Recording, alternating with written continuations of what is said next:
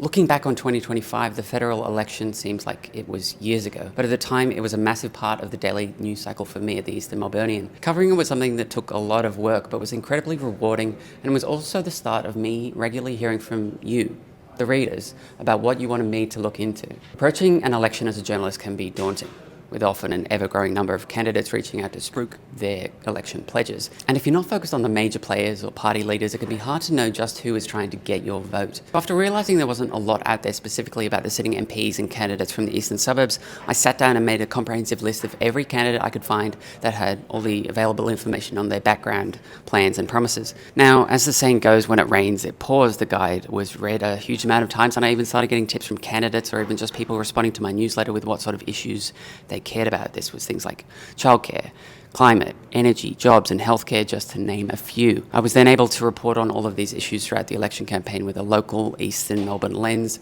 reaching out to candidates in my patches about what they thought about a given issue. I even did some interviews, like an exclusive chat with Energy Minister Chris Bowen about Labor's pledge to knock 30% off the cost of a solar battery. Eventually, I even started getting candidates asking to be put into my guide. In total, I published about 15 stories and about 12 videos around the election and election issues. From a personal level, and having covered elections before, I felt like I was able to read between the PR spin and let locals know what the real impact would be to them. And in amongst all the positive feedback you sent in, I realised how much your tips, messages and ideas could help me with what I reported on and who I asked questions of.